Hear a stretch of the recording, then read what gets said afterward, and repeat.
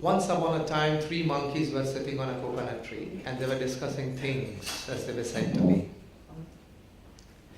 Said one monkey to the other that there's a rumor that can't be true that man descended from our noble race.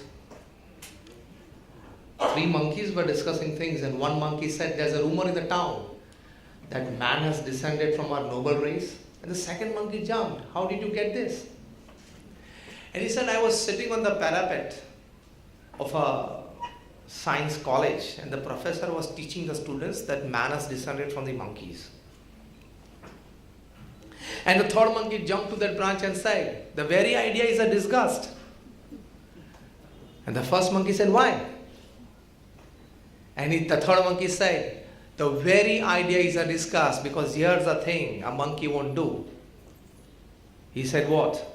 He said, we have never seen a monkey to use a knife or a pistol to take other monkey's life.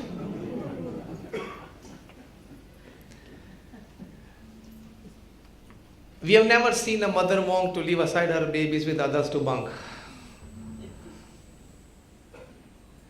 He listed out many things. And from that all the 3 decided, yes, man, the ordinary caste might have descended from somewhere, but not from our noble race. This is because the thinking of the 21st century man, when it comes to norms, beliefs, routines, disciplines and ethics, has gone down to that level that even the monkeys, they don't want to call themselves as the ancestors of our human generation. The biggest loss of the 21st century man is the loss of our right to think big. Because we have incurred this loss, we have ceased to become a human being to quite an extent. In the most developed nation of the world, in the most cultured nation of the world, in the most advanced nation of the world, I'm talking of USA. You know the statistical figures, if I put forward you will be amazed, surprised and shocked. In America, there is a murder every 17 minutes. There is a rape every 9 minutes. There is a theft every 7 minutes. There is a burglary every 3 minutes. 40% of the British populace are compulsive gamblers. A child under 10 is daily killed by his mother in Japan.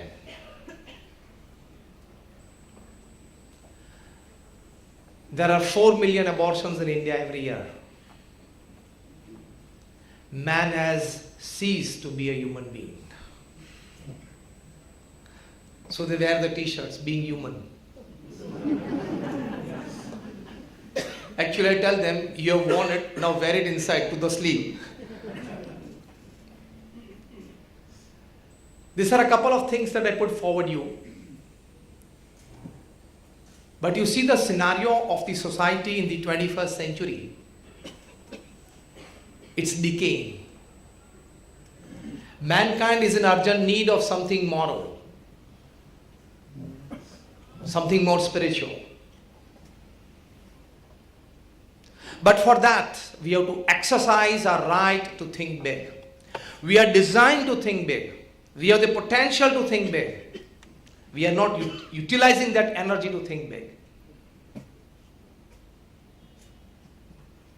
We are pleasure-loving people. Rather, we have become pleasure-loving people. We have become leisure-loving people. And so, mean thoughts, mean actions, mean practices, and of course, with all this, you get mean results. The biggest discovery of the 21st century, when it comes to human thinking and human behavior, is that we rediscover our right to think big. We need to rediscover it. The most urgent need of the 21st century man. We have gone down to the animal level, to the animal instincts. Half of the newspapers you see every day are filled up with humans with animal instincts. In this word, I incorporate many meanings. You understand? I repeat. Half of the newspapers every day are filled up with news of humans behaving with animal instincts. Right or wrong? We have lost our right to think big. And that is why we have lost this place, because we wanted to make it heaven. So the first important aspect is to rediscover our right to think big. And it is always not the privilege of the academically qualified people. It is not always the privilege of the rich. Every human mind is potentially divine. Every human mind is potentially capable of thinking big. It does not have to be always a Harvard graduate for that. Yes or no? I tell you a very good story. A tycoon, a billionaire, he asked a car company to make a customized car for him. And the car was made. And when the car was supposed to be rolled out from the manufacturing unit to the roads, they found out that the car was about 2 inches taller than the exit gate. Now there was an issue. How to bring the car out? And so they decided to scrap it out. The painter said, I'll redo it, no issues.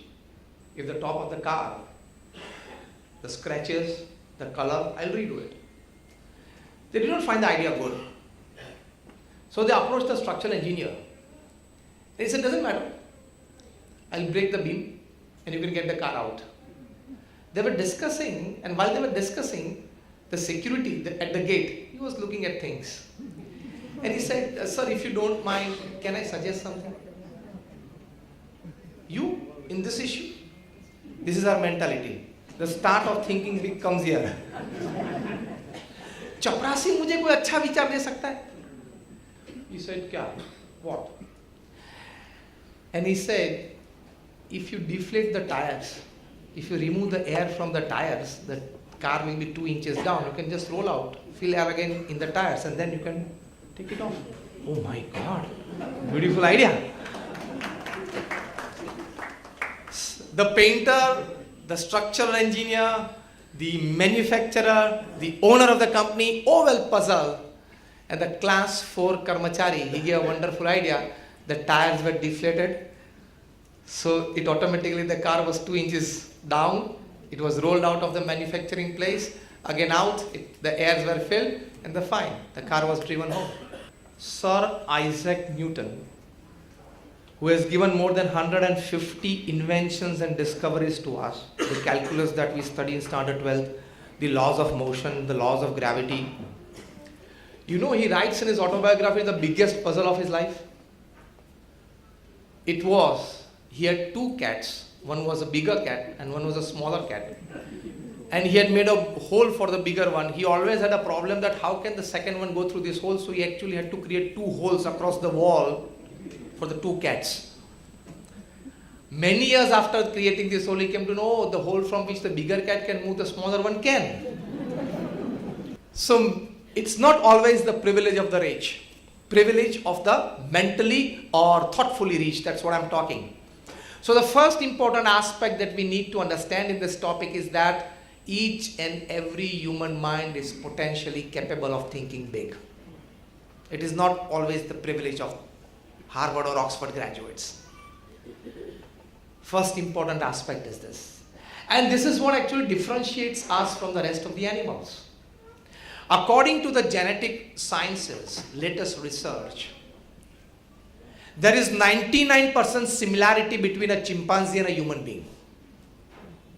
99% similarity. The only 1% difference between a chimpanzee and a human being is we have the power to think. We have the power to think. We have the distinction of analysis. We have the power to put inside concentrated effort. We have the power for skillful execution. We have the power to collect information. We have the power to transform that information into knowledge. And we definitely have the power to transform that knowledge into wisdom. This is the 1% difference between chimpanzee and you. That is me, both.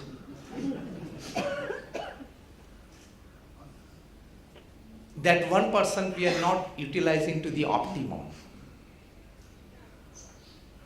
John Ruskin, the English poet, used to say, the history of mankind is the history of thoughts. Because everything that we see around us was once in a thought process. It came out as a thought from a human mind. And then we see this creation.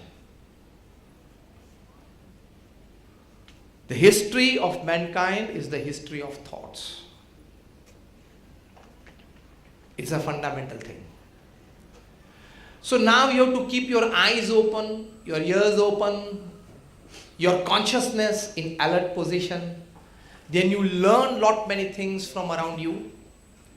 You gain lot many aspects of thinking from people, things and circumstances around you. Dr. APJ Abdul Kalam writes in his autobiography. He says that in 1944, when the World War II was at its peak, I was a small child and coming from a very humble background and a very poor family. To make the ends meet, after his school time, rather before his school time, he had to go from home to home delivering newspapers. He did not have a bicycle. He did not have footwears. So he used to run around the village to drop newspapers at every house. While delivering newspapers, he used to read those newspapers because he was not privileged to get a copy of it at his own home. In which he read the news that the German fighters, they were called the Spitfire in the Second World War. He was distributing two newspapers, Swadeshi Mitra and Dinmani. He read on the front page that the Spitfire fighter jets, they used to drop bombs over London. And he got interested in aviation technology. And at that moment, while delivering the newspapers, Kalam writes that I decided to make my career in aviation technology. The right to think big. Every person possesses this right. And he exercised this right. He did it. And India got the missile man.